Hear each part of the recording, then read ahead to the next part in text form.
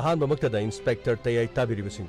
James ꯍꯩꯔꯨꯖꯝꯅ ꯇꯔꯥꯝꯅ ꯅꯣꯛꯆꯕꯒ ꯂꯣꯏꯅꯅ ꯏꯀꯣꯛꯅꯣꯅ ꯈꯨꯔꯨꯝꯖꯔꯤ ꯉꯁꯤꯁꯨ ꯄꯨꯗꯨꯅ ꯂꯥꯛꯆꯔꯤ ꯏꯟꯁꯄꯦꯛꯇꯔ ꯇꯌꯥꯏ ꯆꯅꯤꯄꯥꯟꯒ ꯌꯥꯡꯈꯩꯅꯤꯄꯥꯟ ꯁꯨꯕ ꯇꯥꯡꯀꯛ ꯉꯁꯤꯒꯤ ꯇꯥꯡꯀꯛ ꯑꯁꯤꯁꯨ ꯏꯟꯁꯄꯦꯛꯇꯔ ꯇꯌꯥꯏꯒꯤ ꯋꯥꯔꯤ ꯄꯔꯤꯡ ꯑꯁꯤꯕꯨ ꯅꯨꯡꯁꯤꯕꯤꯕꯁꯤꯡꯒꯤꯗꯃꯛ ꯉꯥꯏꯍꯥꯛ ꯑꯋꯥ ꯄꯣꯊꯥꯅꯕ ꯑꯃꯗꯤ ꯃꯤꯌꯥꯝꯒꯤ ꯄꯨꯛꯅꯤꯡ ꯂꯧꯁꯤꯡ ꯑꯣꯏꯅꯅꯕ ꯁꯦꯝꯖꯕ ꯇꯥꯡꯀꯛ ꯑꯃꯅꯤ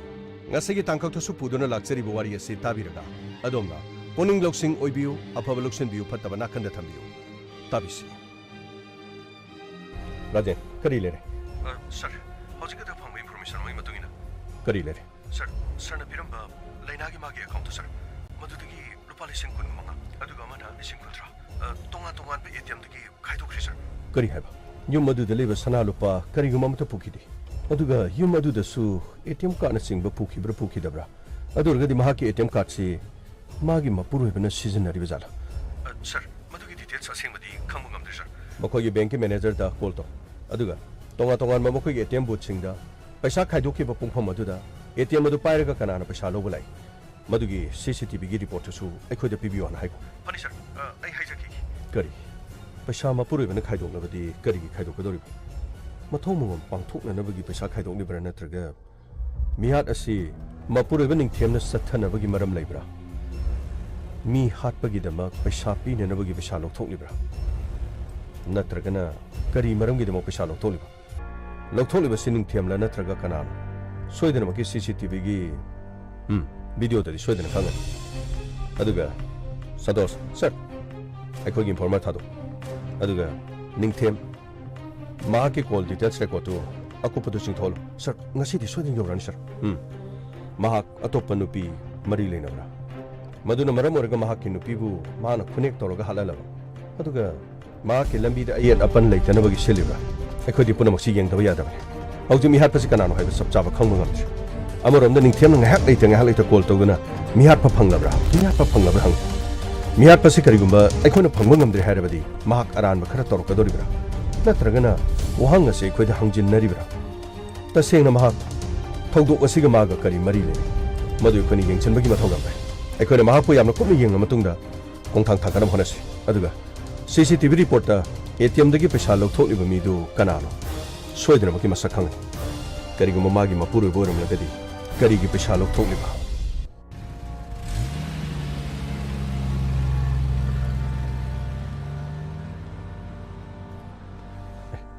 करिनो सर अखोई ऑफिस मी में लय सर करिगी लाइजन चंगचलगा हूं फनी सर करिनो यंबा करि हेबेगदबनो सिदा लेबिरमबसिबो आई सर बंगाई जबन ओ करी ले लेंसबियो सिदा फंबियो फनी सर आई मिंग शांत को आई निंगथेंगो पुन्ना थबक तोमिना दन लाइबनि ओ अदुदि यामना फारे अदोम नम से लापिरिसि सर केस असि फन्यामना कुइरि करी करी प्रोसेस लेरबगे हाइदना आई सिगुमदा सुति थोलपनि तिनबनिना नुआइमन्दबदगी सर आई वाफम सिमथंग सर खोइदगी पर्सनली खंजगे हाइदन लाक्सब सर अकाइबा लेबिगद्रा सादा करी सोकाइबा लेथि सोमना लापिरिसि याना मतंग चाबा मतमने हाइबा तार सोमजो फोर्सता लेबनिना पुलिस अखोइना तौरि थबकसि मियानस खंबिरंगन पुलिसना तौबा थबकतो मियामना पेंदबा अदुगा अपेनबा मसिदि अनिसि यंगनरुबदा पेंदबना याम बोइन केस अमा थिबा मतमदा पुलिसता सिनखरे पुलिसना हेक्तमक मदु पुथोकपा याब्रा अदुबु पुलिस सुमियोबन करिगुम लंगला लंजिन अमदगी मदुनि युमफम ओरकाना मथंग मथंग मथंग थिजलगा मदो अखोइना पुथोकनबो होनबा अदुबु मियांगे वखंददि अखोइना पुथोकतबा केस तो अखोइना हेनिंगदबा नत्रा अखोइना थिजनदबा असिगुम क्याद माल अदुबु होय पुलिस डिपार्टमेंट की पुलिस पर्सनल खरदा करिगुम केस मा हेनिंगदना नत्रगा पाइनिंगदना लोइसनिंगदना तौबा यारोंगदरा मदुमक्ति अयगोनेदि हाइबा ngamjadri अदुबु अखोइना होनरिबसिदि अखोइगी अरोबि थाक्तन हौजिकसे कोइ मथंग मथंग मथंग केस सिदि चिंगनबा क्यामरमदि तोललि अदुबु चप चाबा मसिगी एविडेंस हाइगद्रा मदुदि अखोइदि खर फंगबा वाटपना हौजिमक्ति केस सिदा सेनरिबा मी अदु मसिनी हाइबसे मसिमक्ति खर लुना थ्रे अमोरे शांतना लापिरिंगेदि खंजनि बो फम अमतंग हाइबियो सर आइना खंगबा पुनमक्ति आई हाइजकी निंगथेम मफम अदुदा नुपी अमगा लौदना अतोप्पा मागी एक्स्ट्रा मैरिटल अफेयर्स नो सर वफम अदुदि अरानमने सर महाक मफम अदुदा दुगुमा थबक करिमत तौबा लेथि महाकी नुपी महाकी मसासिंग महाकी दि थवाइनि खंदर लेजबन अदुबु सादा mi amana tawba thabakta mi ama khangdananabagidaba kanana khang luna tinaborgasu santana khangdabada ningthemna mafam amada nupi amaga mari leinaba leramlabadi sir sir gi wafam sibu case asida ningthembu oina chingnabagi madumakti ekhoida leitri adabu santana su khongbiramoi police ekhoigi mayondi mayon ama khakthada leiti mayon amadamo maramdi case asigi hauju phawda langla langjin ningthi jaba mata phangtri hoi angang ama khak khini singnaba lei aduga anyway wafam khara de khoina haido pa yadab sule athu matam de khoi kari lege du khoi khangan na ba honar jar char yam nungai jar adubu aina roiba da haijani wafam ti aigi marup ningthem atopa nupi mataga mari leinati matam punamakta mahaki nupi gi matam punamakta mahaki machagi machangi mahaki manau amadi mahaki leoriba mama mapagi wari masi khaktani mana matam punamakta saris sir kariguma mahana atopa extra marital affairs atopa nupi ma madu leiramba targadi khoi soidana khang ngasimak aina mafam se changjarga mahaki awabada sar khoi hangjari bisi aina mabu thamoi singna khangmadagi ni sir mahana aduguma tawba uramlagadi aina karigi losalu sir da so aina punamaktu loina haidor thank you santa adom na mafam sida wafam si thambidune khoida kariguma chingnaba khara kon bi basigi da adu santa tamagam hauji akhoi investigation yamna kana satari santa ki number thambiram karigumba case asigi langlang jin leirabadi soidan haijarak thank you sir aigi card sida lejar thank you adudi ai muk thokchorge sir phani sir kedor santos sir cctv gi footage lai oh adudi tharageng phani sir sida lejar sina tang kungani thoida numidang pung 10 makhaida ATM booth amadagi sir lupa lising ko loktokiba ningthem gi mahaki account maming dagi sir sida le karigino sinu pasidi made mark sup salina sir adun khali basi sir sidi ningthem nate adudi ningthem gi ATM se mi ama tharaga paisa lokthon ba anyway amada mu yangsi sir Sino pasigi magi photo jama loksanjari loksalo sir amana sidale tang kunga mari sir sidamu atope ATM amadagi lupa lising kontra kari sigi nupa sisu ahano marks upudugu manadi aduga sisu marks upi kari na mi tonga magi ATM si paheli basina kari plan le bazana Sigi no pass photo loksal Punisher no passing sigi masak che khoi informer da pigo kana no kari no habidu khang non si aduga mi singo to unarga khoina kari gi pesa si mokhoina lo tholi bana aduga ningthem no lokto haibigi lo tholi bra natarga mi using si na khoina thabuk to pangtho aduga pesa du singi lo ro haiduna ATM de pesa khai ro libra ma masamaksu army ni police na kari gu maching na pe haina khanbadi mi ato batharaga pesa se lokthon ba sir madu samna mali sir pare sigi photo jiga yamna yana makhoi kana no khang honase phani sir adubo makhoi sing sining them no connect da magi nupi amadi mung manung lo shinana phona natragana atopa kari lambi chingnaba ngaktani asengbadi khangdri adubo asengbadi khangna phona da yar hauji mak mafam asti kaubra natraga mangonda call da wari sabana pabra sir ai wakhandare mak mafam asida kauru wahang pahongna phadong malida sir karino magi ATM du mingon da pahalaga pin du mingon da pithoga karino paisa lokthon doi maram da sir aduga hairu ragna magi no pidu lei tabanina karino paisa gi wakhan chang de du tawde mi tharga lokthon mani du tawne hai dur jal karino ma masagi account bu mingon da ATM aduga karino mamai option da tawi du santos sir phone to ko aduga mafam asida khar thuna lo hai ko phani sir sadhuna phare sir karigum laktra pha ba salaga lo magi nupi anga mu mana karino as khangdre ta kari hai den jingnaba ngak ta ngari asom da karino leisemi gi khangnaba nu pa da marol ma karini mung manung dagi mapan thoktre hai de basa puna maksi karino leisemi su ijan mangan banina sir magi mabung du no bo amuk macha nupi bu ijan mangan ga dar sir gamai amoire mabung du ni ijan mangan bana trap su khunek ta imung du loisen na bagi dam khaibadi magi punsi de yet na bagi dam tawri privacy Lalibo hangdi machanupi gi wafam du machanupi bu hatu haibo wafam du di ꯍꯥꯏꯔꯝꯒꯗꯕꯁꯨ ꯃꯥꯜꯂꯤ ꯑꯃꯔꯣꯝꯗꯅ ꯑꯃꯨꯛ ꯃꯥꯒꯤ ATMꯗꯨ ꯑꯇꯣꯞꯄ ꯃꯤꯅ ꯁꯤꯖꯤꯟꯅꯍꯜꯂꯤꯕꯁꯤ ꯀꯔꯤ ꯃꯔꯝꯒꯤꯅꯣ ꯍꯥꯏꯕꯁꯤꯅꯤ ꯃꯁꯤꯅꯤ ꯈ꯭ꯋꯥꯏꯗꯒꯤ ꯂꯨꯔꯤꯕ ꯋꯥꯐꯝꯁꯤ ꯑꯃ ꯑꯣꯏꯔꯦ ꯃꯍꯥꯛ ꯀꯧꯔꯒ ꯃꯐꯝꯁꯤꯗ ꯀꯔꯤ ꯂꯩꯒꯦꯗꯣ ꯍꯪꯕ ꯇꯥꯔꯦ ꯑꯗꯨꯒ ꯃꯍꯥꯛꯀꯤ ꯀꯣꯜ ꯗꯤꯇꯦꯜꯁ ꯔꯦꯀꯣꯔꯗꯇꯨꯁꯨ ꯑꯩꯈꯣꯏ ꯑꯊꯨꯕ ꯃꯇꯝꯗ ꯆꯤꯡꯊꯣꯛꯄ ꯂꯣꯏꯁꯤꯟꯁꯤ ꯐꯅꯤ ꯁꯔ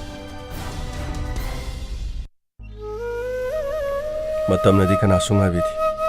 ꯅꯣꯡꯃ ꯅꯣꯡꯃꯒꯤ ꯑꯗꯨꯝ ꯍꯧꯈꯤ ꯑꯗꯨꯕꯨ ꯑꯩꯒꯤ ꯊꯃꯣꯏꯗ ꯑꯣꯝꯗꯨꯅ ꯆꯠꯂꯤꯕ ꯊꯧꯗꯣꯛ ꯑꯁꯤ ꯃꯇꯧ ꯀꯔꯝꯅ ꯃꯨꯠꯀꯅꯤ ꯑꯩꯕꯨ ꯃꯐꯝ ꯑꯁꯤꯗ ꯑꯗꯨꯃꯛ ꯂꯩꯔꯒꯗ꯭ꯔꯥ ꯅꯠꯇ꯭ꯔꯒ ꯑꯩ ꯐꯠꯇꯕ ꯃꯤꯁꯤꯡ ꯑꯗꯨ ꯀꯅꯥꯅꯣ ꯍꯥꯏꯗꯨꯅ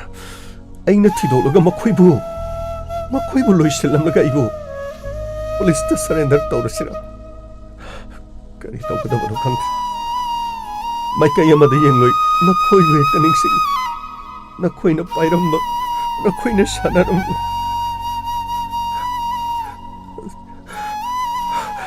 ꯂꯩꯅꯥ 이몽과 시달리리버 뽀짜이 쿠디마 낭나 빠이런 망악다니 낭나 로이나 시즌을 망악다니 누구 마파마 시다 낭들 라이트 이절 레이시 엠비 아이기 낚시들 레이드나 나는 막이 맞땡 빵바 아이니 짠기 로홍바다 마봉가이나 저렇게 하가다고 ꯅꯪ ꯂꯩꯈꯤꯗꯕꯒꯤ ꯊꯧꯗꯣꯛ ꯑꯁꯤꯗ ꯌꯥꯎꯗꯨꯅ ꯂꯩꯔꯤ ꯃꯁꯤꯕꯨ ꯍꯧꯅꯕ꯭ꯔꯥ ꯃꯁꯤꯕꯨ ꯇꯥꯏꯕꯪꯄꯥꯟ ꯀꯅꯥꯗ ꯍꯧꯅꯕ ꯊꯕꯛꯅꯣ ꯑꯩꯒꯤ ꯐꯝꯗ ꯊꯣꯛꯂꯤꯕ ꯊꯧꯗꯣꯛ ꯑꯁꯤꯕꯨ ꯀꯔꯤ ꯑꯩ ꯀꯔꯤ ꯇꯧꯒꯅꯤ ꯍꯧꯖꯤꯛ ꯑꯩ ꯀꯔꯤ ꯇꯧꯒꯅꯤ ꯀꯅꯥꯅꯣ ꯑꯣ Police. Oh. Hello. Hello. Yargadi Sanite. Police station na mutala bida biyatri. Kari lege sir. Mihar pa phabira bra. Koi mihar pa phade. Investigation yamna kana chatri. Nate sir. Kara mama tamduna mihar pa chuputok piga dorisi. Aina ngaijar lebasi koire. Makhoi edu kana kana no haiba. Ai yamna khangni. Aduka makhoi na kari gidam ta chathari bano haiba do ai khangjani. Mado ai khoshi yamna khangjani. मधुग मरी लेने न song वाली खरसाना दबे यात्री वरो विवादी ngak tang leng topiro phare ai lakna batau jarki yarga dikit tu birang na phone biu fani kari mi hat padi puthok trib aduga ai budi wari sanana bagi dama kauri phai chatpa ta ne ngasi kari guma makhoi ni mi hat pa puthok la badi phai masi matung na makhoi ni mi hat pa puthok ngam da batar badi ai na thok pa tok bata ne yeng batare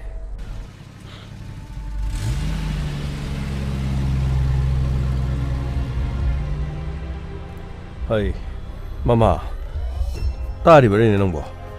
Mai pabung. Tari. Kari no na sanu pasi. Gari thodo ga muk sat khre ne. Hai. Bibare. Oh, pabung. Na yam basi kadai do no ni sali sibo. Police ki phone la ki mamal. Station da law hai bra kain. Madu gi hatho du sakrim. Police ne ne tori si so. Kari ma to case thi jan mangam tri. Ai ngon da muk taction. Handa muk na. Akhoi da jog do muk ta chalak phra khangdri. Hai. मखोइसु थीरिबन करिनो सेंगबो म खंगनबो होनबो इरंगन मरा लेतने हेक्ता मीबु मरान पिसनबा याबरन ताइसनिंगबा ताइसनजन मखोइने खंगनिंगबा खरा सोइदना लेरंगन लांदबा मीबु फाजनबा यापोंति नंगी नयामबसु army निदना पुनमक्ति लोइने खंगलिबनि कयादा ngam इमुंग ममदा लेबा मी मरिबो मिहा थीन हालगा हौजिक फावबा लंगला लंजिन अमत खंगम ngamद्रिबस adobo असुम्बदी सोइदना पुथोरक Poisson मखोइ अदु कनानो हाइबदो ai खंगनिंगबना लोरबन angappa mihat haibadani कनागुम ममगी मफमदा ngasi फावबदा ai चानुपीना लानखिबा लेत्रे कनागुमगी मफमदा ai महुदुना लानखिबा ai थाजदि अदुगा करिसु खंगजद्रिबा angang ani dubun mihat thin kayada ngamkhraban imung aduda police ना हाइबदा खंगबा मीने सोइदना चंगबो ओइरंगनि हाइबो वाफमसे आइसु याय इमुंग अदुदा खंगबा मीने चंगद्रबदि कनाना चंगनि मी मसक खंगदबा इमुंग दु हेक्ता चंगलागा मीबु टॉप नुथंगना थारगा हाटबा याबरने अखोइनदि खंगदबा उबा ngamदबा ꯌꯨꯝ ꯑꯗꯨꯗ ꯃꯤ ꯑꯃ ꯁꯣꯏꯗꯅ ꯆꯪꯉꯝꯒꯅꯤ ꯍꯥꯏꯕꯁꯦ ꯑꯩꯁꯨ ꯈꯜꯂꯤꯕꯅꯤ ꯌꯦꯡꯕ ꯇꯥꯔꯦ ꯀꯔꯤꯅꯣ ꯍꯥꯏꯕ ꯑꯗꯨꯕꯨ ꯅꯌꯥꯝꯕꯁꯦ ꯊꯕꯛꯁꯨ ꯆꯠꯂꯔꯣꯏ ꯍꯥꯏ ꯅꯪꯅꯁꯨ ꯄꯨꯛꯅꯤꯡ ꯈꯔ ꯐꯥꯊꯅꯕ ꯋꯥꯔꯤ ꯈꯔ ꯁꯥꯎ ꯃꯊꯧ ꯃꯉꯝꯁꯨ ꯂꯣꯏꯅ ꯄꯥꯡꯊꯣꯛꯄ ꯍꯧꯖꯤꯛꯇꯤ ꯂꯣꯏꯁꯤꯜꯂꯛꯀꯗꯧꯔꯦ ꯌꯨꯝ ꯑꯁꯤꯗ ꯂꯩꯔꯕꯗꯤ ꯍꯧꯈꯤꯕ ꯊꯧꯗꯣꯛꯁꯤꯡꯗꯨ ꯅꯤꯡꯁꯤꯡꯗꯅ ꯅꯌꯥꯝꯕꯁꯤ ꯑꯐꯕ ꯈꯣꯡꯊꯥꯡ ꯊꯥꯡꯂꯛꯀꯅꯤ ꯍꯥꯏꯕ ꯊꯥꯖꯗ꯭ꯔꯤꯅꯤ ꯏꯕꯨꯡꯉꯣ ꯍꯣꯏ ꯄꯥꯕꯨꯡ ꯑꯩ ꯌꯦꯡꯁꯤꯟꯖꯒꯦ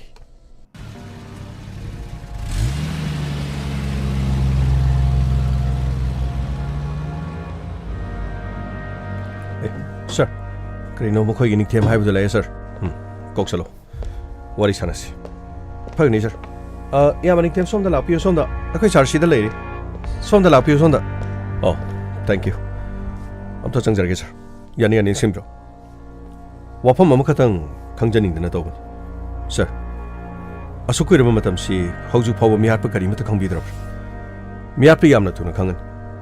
ꯃꯗꯨꯅꯅꯦ ꯑꯩꯈꯣꯏꯅ ꯃꯐꯝꯁꯤ ꯀꯧꯖꯔꯤꯁꯤ ꯑꯗꯣꯝꯒꯤ ATM ꯑꯗꯣꯝꯅ ꯄꯥꯏꯕꯤꯕ꯭ꯔꯥ ꯑꯩꯅ ꯑꯗꯨꯝ ꯄꯥꯏꯖꯩ ꯀꯔꯤ ꯇꯧꯕ ꯌꯥꯎꯔꯦ ꯑꯗꯣꯝꯒꯤ ATMꯗ ꯄꯩꯁꯥ 10,000 ꯍꯧꯈꯤꯕ ꯇꯥꯡ 22 ꯑꯃꯗꯤ 24ꯗ ꯆꯤꯡꯊꯣꯛꯏ ꯑꯗꯨꯒ ꯆꯤꯡꯊꯣꯛꯏꯕ ꯃꯤꯁꯤꯡ ꯑꯁꯤꯁꯨ ꯃꯤ ꯑꯇꯣꯞꯄ ꯉꯥꯛꯇꯅꯤ ꯍꯥꯏꯕꯗꯤ ꯑꯗꯣꯝ ꯅꯠꯇꯦ ꯀꯔꯤꯅꯣ ꯍꯥꯏꯕꯤꯔꯤꯁꯤ ꯑꯩꯒꯤ ꯃꯤꯡꯗ ꯂꯩꯕ ꯃꯥꯅꯦ ꯁꯤ ꯑꯝꯇ ꯌꯦꯡꯕꯤꯌꯨ ꯁꯤ ꯑꯗꯣꯝꯒꯤ ATM ꯅꯠꯇ꯭ꯔꯣ ꯑꯣ ꯁꯤꯒꯤ ATMꯁꯤꯗ ꯑꯩꯒꯤ ꯃꯤꯡꯗ ꯂꯩꯕꯅꯤ ꯑꯗꯨꯒ ꯁꯤꯖꯤꯟꯅꯕꯅ ꯑꯩꯒꯤ ꯂꯣꯏꯅꯕꯤ ꯂꯩꯅꯥꯅ ꯁꯤꯖꯤꯟꯅꯕꯅꯤ ꯀꯔꯤ ꯍꯥꯏꯕ ꯑꯗꯨꯗꯤ ꯁꯤꯒꯤ ꯑꯦꯀꯥꯎꯟꯁꯤꯗ ꯄꯩꯁꯥ ꯈꯥꯏꯗꯣꯏꯁꯤ ꯑꯗꯣꯝꯒꯤ ꯐꯣꯟꯗ ꯃꯦꯁꯦꯖ ꯂꯥꯛꯇ꯭ꯔꯣ ꯁꯣꯔꯤ ꯏꯟꯁꯄꯦꯛꯇꯔ ꯅꯝꯕꯔ ꯑꯗꯨ ꯑꯩꯒꯤ ꯂꯣꯏꯅꯕꯤꯒꯤ ꯍꯥꯞꯄꯅꯤ ꯑꯣ ꯑꯗꯨꯗꯤ ꯄꯩꯁꯥ ꯂꯧꯊꯣꯛꯂꯤꯕꯁꯤ ꯑꯗꯨꯝ ꯈꯪꯗ꯭ꯔꯦ ꯍꯣꯏ ꯑꯩ ꯇꯁꯦꯡꯅ ꯈꯪꯗ꯭ꯔꯦ ATM ꯑꯁꯤ ꯑꯇꯣꯞꯄ ꯃꯤ ꯑꯅꯤ ꯃꯃꯥꯏ ꯃꯥꯛꯁ ꯎꯞꯄ ꯁꯤꯗ ꯌꯦꯡꯕꯤꯌꯨ ꯁꯤ ꯑꯗꯣꯝꯅ ꯁꯤꯖꯤꯟꯅꯕꯤꯕ ꯑꯗꯣꯝꯒꯤ ꯅꯨꯄꯤ ꯍꯥꯠꯅꯅꯕꯒꯤꯗꯃꯛ ꯁꯤꯖꯤꯟꯅꯈꯤꯕ ꯀꯔꯤ ꯍꯥꯏꯕ inspector what nonsense is this ꯀꯔꯤꯅꯣ ꯍꯥꯏꯕꯤꯔꯤꯗꯨꯕꯣ ꯑꯩꯒꯤ ꯅꯨꯄꯤ ꯍꯥꯠꯅꯅꯕꯒꯤꯗꯃꯛ ꯑꯩꯅ ꯃꯤꯇꯣꯞ ꯀꯔꯤꯒꯤ ꯁꯤꯖꯤꯟꯅꯒꯗꯧꯔꯤꯕꯅꯣ ꯑꯗꯨꯒ ꯃꯤꯁꯤꯡ ꯑꯗꯨ ꯑꯩꯉꯣꯟꯗ ꯃꯔꯥꯟ ꯁꯤꯔꯤꯕ ꯀꯔꯤꯒꯤ ꯋꯥꯔꯧꯕꯤꯒꯅꯨ ꯅꯤꯡꯊꯦꯝ ꯑꯗꯣꯝꯒꯤ ATM ꯌꯦꯡꯕꯤꯌꯨ ꯁꯤꯒꯤ ꯐꯣꯇꯣꯁꯤ ꯌꯦꯡꯕꯤꯌꯨ ꯁꯤꯗ ꯃꯃꯥꯏ ꯈꯨꯝꯃꯤꯕ ꯃꯤꯁꯤꯅ ꯑꯃꯅ ꯇꯥꯡ 22 ꯂꯨꯄꯥ 10,000 ꯑꯃꯅ ꯇꯥꯡ 23 ꯂꯨꯄꯥ 10,000 ꯄꯩꯁꯥ ꯂꯧꯊꯣꯛꯏ ꯑꯗꯣꯝꯅ ꯄꯩꯁꯥ ꯂꯧꯊꯣꯛꯇꯤꯕ ꯃꯔꯝ ꯀꯔꯤꯒꯤꯅꯣ ꯑꯗꯨꯒ ꯑꯗꯣꯝꯒꯤ ꯅꯨꯄꯤꯒꯤ ATM ꯑꯗꯣꯝꯅ ꯄꯥꯏꯗꯦ ꯍꯥꯏꯕ ꯅꯠꯇ꯭ꯔꯒ ꯌꯨꯝ ꯑꯗꯨꯗ ꯂꯩꯇꯦ ꯍꯥꯏꯕꯁꯤ ꯑꯗꯣꯝꯅ ꯈꯪꯕꯤꯗꯕꯒꯤ ꯃꯔꯝꯁꯤ ꯀꯔꯤꯅꯣ ꯏꯟꯁꯄꯦꯛꯇꯔ ꯏꯃꯨꯡ ꯑꯃꯗꯒꯤ ꯃꯆꯥꯅꯨꯄꯤ ꯃꯍꯥꯛꯀꯤ ꯂꯣꯏꯅꯕꯤ ꯑꯗꯨꯒ ꯃꯆꯥꯅꯨꯄꯤ ꯃꯈꯣꯏꯕꯨ ꯍꯥꯠꯇꯣꯛꯂꯝꯕꯒꯤ ꯆꯩꯅꯥ ꯐꯥꯎꯕ ꯀꯣꯛꯇ꯭ꯔꯤꯕ ꯅꯨꯄꯥ ꯑꯃꯅ ꯕꯦꯡꯀꯤ ꯑꯦꯀꯥꯎꯟ ꯕꯦꯂꯦꯟꯁꯇ ꯂꯨꯄꯥ ꯀꯌꯥ ꯂꯩꯔꯤ ꯃꯥꯒꯤ ꯅꯨꯄꯤꯅ ꯄꯥꯏꯔꯝꯕ ꯑꯦꯀꯥꯎꯟ ꯂꯨꯄꯥ ꯕꯦꯂꯦꯟꯁ ꯀꯌꯥꯝ ꯂꯩꯔꯤ ꯍꯥꯏꯅ ꯌꯦꯡꯒꯗꯧꯕ ꯃꯤꯁꯤꯕꯨ ꯀꯅꯥꯅꯣ ꯑꯃꯨꯛꯇ ꯍꯥꯏꯕꯤꯌꯨ ꯁꯔ ꯏꯃꯨꯡ ꯑꯃꯗ ꯂꯩꯕ ꯃꯍꯥꯛꯀꯤ ꯅꯨꯄꯤ ꯑꯉꯥꯡ ꯃꯆꯥꯅꯨꯄꯤ ꯌꯥꯎꯅ ꯃꯤꯑꯣꯏ 4 ꯍꯥꯠꯂꯝꯂꯕ ꯏꯃꯨꯡ ꯑꯗꯨꯗ ꯅꯨꯄꯥ ꯑꯗꯨꯅ ꯑꯦꯀꯥꯎꯟ ꯕꯦꯂꯦꯟꯁ ꯌꯦꯡꯒꯗ꯭ꯔꯥ ꯁꯔ ꯑꯩꯕꯨ ꯀꯔꯤꯒꯤ ꯆꯤꯡꯅꯕꯤꯔꯤꯕꯅꯣ ꯍꯥꯏꯕꯤꯌꯨ ꯑꯩꯉꯣꯟꯗ ꯆꯤꯡꯅꯕ ꯂꯩꯕ ꯃꯈꯩ ꯍꯥꯏꯕꯤꯌꯨ ꯋꯥꯔꯧꯕꯤꯕ ꯌꯥꯗꯦ ꯅꯤꯡꯊꯦꯝ ꯑꯗꯣꯝ ꯑꯥꯔꯃꯤꯅꯤ ꯀꯦꯁ ꯀꯌꯥꯃꯔꯨꯝ ꯑꯩꯈꯣꯏꯅꯁꯨ ꯊꯦꯡꯅꯔꯤ ꯃꯌꯨꯝꯗ ꯅꯨꯄꯤ ꯂꯩꯅ ꯑꯇꯣꯞꯄ ꯃꯐꯝ ꯑꯃꯗ ꯅꯨꯄꯤ ꯑꯃ ꯂꯧꯔꯒ ꯃꯆꯥ ꯃꯁꯨ ꯐꯥꯎꯕ ꯌꯥꯎꯔꯒ ꯂꯩꯔꯝꯕ ꯀꯦꯁ ꯀꯌꯥꯃꯔꯨꯝ ꯂꯩ ꯑꯁꯤꯒꯨꯝꯕ ꯀꯦꯁꯁꯤꯡ ꯑꯁꯤ ꯂꯩꯕꯅꯤꯅ ꯅꯤꯡꯊꯦꯝꯅ ꯑꯇꯣꯞꯄ ꯃꯐꯝ ꯑꯃꯗ ꯅꯨꯄꯤ ꯊꯤꯔꯒ ꯀꯅꯥꯅ ꯈꯪꯅꯤ ꯑꯗꯣꯝꯒꯤ ꯌꯨꯝꯗ ꯂꯩꯔꯤꯕ ꯏꯆꯥꯁꯤꯡ ꯑꯃꯗꯤ ꯏꯆꯥꯅꯨꯄꯤ ꯃꯌꯥꯝ ꯄꯨꯝꯅꯃꯛꯁꯤꯅ ꯈꯨꯔꯧ ꯊꯥꯡꯕ ꯌꯥꯏ ꯍꯥꯏꯕꯗꯒꯤ ꯃꯈꯣꯏꯕꯨ ꯂꯣꯏꯁꯤꯟꯅꯅꯕꯒꯤꯗꯃꯛ ꯀꯅꯥꯒꯨꯝꯕ ꯈꯔ ꯈꯨꯅꯦꯛ ꯅꯦꯛꯇꯨꯅ ꯊꯕꯛ ꯑꯁꯤꯗ ꯁꯤꯖꯤꯟꯅꯔꯤꯕ꯭ꯔꯥ ꯍꯥꯏꯕꯗꯨꯅꯤ ꯅꯣ ꯏꯟꯁꯄꯦꯛꯇꯔ ꯅꯣ ꯃꯗꯣ ꯑꯩ ꯑꯗꯨꯒꯨꯝꯕ ꯃꯤ ꯅꯠꯇꯦ ꯑꯩꯒꯤ ꯃꯔꯝꯗ ꯊꯤꯕꯤꯌꯨ ꯑꯩꯈꯣꯏ ꯌꯥꯝꯅ ꯀꯟꯅ ꯊꯤꯖꯔꯤ ꯄꯨꯝꯅꯃꯛꯁꯤꯡ ꯑꯁꯤ ꯑꯩꯈꯣꯏ ꯀꯔꯤꯒꯨꯝꯕ ꯀ꯭ꯂꯨ ꯑꯃꯠꯇ ꯐꯪꯗꯕꯅ ꯀꯅꯥꯅ ꯄꯥꯡꯊꯣꯛꯂꯤꯕꯅꯣ ꯀꯅꯥꯅ ꯇꯧꯔꯤꯕꯅꯣ ꯍꯥꯏꯕꯁꯤ ꯈꯪꯗꯕꯅ ꯃꯔꯝ ꯑꯣꯏꯔꯒ ꯑꯩꯈꯣꯏ ꯑꯃꯕꯨꯁꯨ ꯆꯤꯡꯉꯤ ꯋꯥꯔꯧꯕꯤꯕ ꯌꯥꯗꯦ ꯑꯁꯦꯡꯕ ꯈꯔ ꯈꯪꯅꯅꯕꯒꯤꯗꯃꯛ ꯍꯧꯖꯤꯛꯁꯨ ꯂꯨꯔꯤꯕ ꯋꯥꯐꯝꯗꯤ ꯑꯗꯣꯝꯒꯤ ꯅꯨꯄꯤꯒꯤ ATMꯕꯨ ꯀꯅꯥꯅ ꯄꯥꯏꯔꯤꯕ ꯑꯗꯨꯒ ꯄꯤꯟ ꯑꯗꯨꯅ ꯀꯅꯥꯅ ꯈꯪꯂꯤꯕ ꯃꯁꯦ ꯑꯗꯣꯝꯒꯤ ꯏꯃꯨꯡ ꯃꯅꯨꯡꯅ ꯄꯤꯕ ꯍꯥꯏꯕꯗꯤ ꯑꯗꯣꯝꯒꯤ ꯂꯣꯏꯅꯕꯤꯅ ꯄꯤꯕ ꯅꯠꯇ꯭ꯔꯒ ꯇꯨꯃꯤꯟꯅ ꯈꯪꯈꯤꯕ ꯃꯁꯦ ꯃꯔꯤ ꯑꯃꯗꯤ ꯁꯣꯏꯗꯅ ꯂꯩꯅꯒꯅꯤ ꯑꯗꯣꯝꯒꯤ ꯏꯃꯨꯡ ꯃꯅꯨꯡꯒꯤ ꯑꯁꯨꯛ ꯂꯨꯔꯕ ꯇꯥꯟꯐꯝ ꯑꯁꯤꯗ ꯇꯣꯉꯥꯟꯕ ATMꯗ ꯃꯤꯑꯣꯏ ꯑꯅꯤ ꯌꯦꯡꯕꯤꯌꯨ ꯁꯤꯒꯤ ꯃꯤꯑꯣꯏ ꯑꯅꯤꯁꯤ ꯑꯩꯈꯣꯏ ꯊꯤꯔꯤ ꯃꯤꯑꯣꯏ ꯑꯅꯤꯁꯤ ꯃꯁꯛꯈꯪꯂꯕꯗꯤ ꯑꯃꯨꯛꯇ ꯍꯥꯏꯕꯤꯌꯨ ꯁꯔ ꯃꯁꯛꯁꯤꯗꯤ ꯃꯥꯛꯁ ꯎꯞꯁꯟꯕꯅ ꯈꯪꯗ꯭ꯔꯤ ꯑꯗꯨꯅꯤ ꯑꯗꯣꯝꯒꯤ ꯃꯤꯡꯗ ꯂꯩꯕ ꯑꯦꯀꯥꯎꯟ ꯑꯃꯅ ATM ꯑꯃꯅ ꯄꯩꯁꯥ ꯂꯧꯊꯣꯛꯄꯗ ꯑꯩꯈꯣꯏꯅ ꯑꯗꯣꯝꯕꯨ ꯆꯤꯡꯅꯔꯣꯏꯗꯕꯒꯤ ꯃꯔꯝ ꯀꯔꯤꯅꯣ ꯑꯗꯣꯝꯅ ꯄꯩꯁꯥ ꯂꯧꯊꯣꯛꯇꯅ ꯃꯤ ꯑꯇꯣꯞꯄ ꯊꯥꯒꯗꯧꯔꯤꯕꯅ ꯀꯔꯤꯒꯤꯅꯣ ꯑꯗꯨ ꯑꯣꯏꯔꯕꯗꯤ ꯑꯩꯈꯣꯏ ꯑꯗꯣꯝꯕꯨ ꯆꯤꯡꯅꯕ ꯍꯥꯏꯕꯁꯤ ꯃꯁꯥꯅ ꯇꯥꯏ ꯑꯗꯨꯕꯨ ATM ꯑꯁꯤ ꯑꯗꯣꯝꯒꯤ ꯂꯣꯏꯅꯕꯤꯒꯤꯅꯤ ꯑꯗꯨꯒ ATM ꯁꯤꯖꯤꯟꯅꯔꯤꯕ ꯃꯤ ꯑꯁꯤ ꯈꯪꯗꯦ ꯍꯥꯏꯔꯕꯅꯤꯅ ꯃꯈꯣꯏꯕꯨ ꯊꯤꯕ ꯇꯥꯕꯅꯤ ꯁꯔ ꯀꯦꯁ ꯑꯁꯤ ꯁꯔ ꯈꯣꯏꯅ ꯉꯝꯃꯣꯏꯗꯕ ꯑꯣꯏꯔꯕꯗꯤ ꯑꯩꯉꯣꯟꯗ ꯍꯥꯏꯕꯤꯔꯣ ꯑꯩ ꯃꯈꯣꯏꯕꯨ ꯊꯤꯖꯒꯦ ꯃꯈꯣꯏꯕꯨ ꯊꯤꯔꯒ ꯃꯈꯣꯏꯒꯤ ꯄꯨꯟꯁꯤꯕꯨ ꯂꯣꯏꯁꯤꯜꯂꯒ ꯀꯩꯁꯨꯝ ꯁꯪꯗ ꯆꯪꯈ꯭ꯔꯕꯁꯨ ꯑꯩ ꯆꯪꯈ꯭ꯔꯒꯦ ꯑꯩꯒꯤ ꯂꯦꯝꯍꯧꯔꯤꯕ ꯄꯨꯟꯁꯤꯅ ꯀꯅꯥꯒꯤꯗꯃꯛ ꯑꯩꯅ ꯍꯤꯡꯍꯧꯒꯅꯤ ꯑꯩꯒꯤ ꯂꯦꯝꯍꯧꯔꯤꯕ ꯄꯨꯟꯁꯤꯁꯤꯅ ꯀꯔꯝꯕ ꯃꯪꯂꯥꯟꯗ ꯑꯩꯅ ꯀꯅꯥꯒꯤꯗꯃꯛ ꯈꯟꯗꯨꯅ ꯍꯤꯡꯍꯧꯒꯅꯤ ꯑꯩ ꯍꯤꯡꯅꯤꯡꯗ꯭ꯔꯦ ꯀꯔꯥꯝ ꯆꯥꯎꯕ ꯇꯥꯏꯕꯪꯁꯤꯗ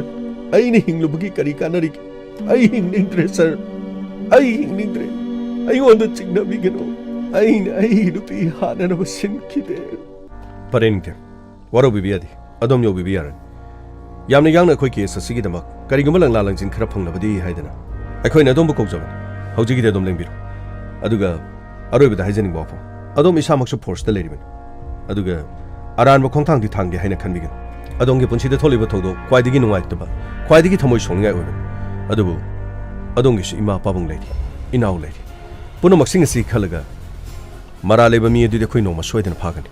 ꯑꯩꯈꯣꯏ ꯃꯥꯏꯀꯩ ꯀꯌꯥꯗ ꯌꯦꯡꯒꯅꯤ ꯑꯩꯈꯣꯏ ꯇꯨꯃꯤꯟꯅ ꯂꯩꯕ ꯅꯠꯇꯦ ꯋꯥꯔꯧꯕꯤꯒꯅꯨ ꯁꯣꯏꯗꯅꯃꯛꯀꯤ ꯑꯗꯣꯝꯒꯤ ꯏꯃꯨꯡ ꯃꯅꯨꯡꯒꯤ ꯃꯤꯌꯥꯠ ꯑꯁꯤꯕꯨ ꯆꯠꯊꯈꯤꯕ ꯃꯤ ꯑꯗꯣ ꯑꯩꯈꯣꯏꯅ ꯊꯤꯔꯒ ꯁꯣꯏꯗꯅꯃꯛꯀꯤ ꯆꯩꯔꯥꯛ ꯄꯤꯒꯅꯤ ꯍꯧꯖꯤꯛꯀꯤꯗꯤ ꯑꯗꯣꯝ ꯌꯧꯕꯤꯔꯣ ꯐꯔꯦ ꯏꯟꯁꯄꯦꯛꯇꯔ ꯑꯩ ꯆꯠꯆꯔꯛꯈꯤꯒꯦ ꯐꯅꯤ ꯑꯁ ꯀꯔꯤꯅꯣ ꯃꯥꯒꯤ ꯃꯑꯣꯡꯁꯤꯁꯨ ꯅꯨꯡꯉꯥꯏꯇꯕꯅꯤꯅꯦ ꯁꯔ ꯇꯧꯔꯤꯁꯤ ꯀꯔꯤ ꯍꯥꯏꯒꯗꯕꯅꯣ ꯈꯪꯗꯦꯗ ꯁꯔ ꯑꯁ ꯍꯧꯖꯤꯛ ꯐꯥꯎꯕꯅ ꯑꯩꯈꯣꯏꯅ ꯀꯔꯤꯃꯇꯁꯨ ꯈꯪꯗꯦ ꯁꯔ ꯀꯔꯝ ꯇꯧꯒꯅꯤ ꯁꯔ ꯒꯃꯥꯏ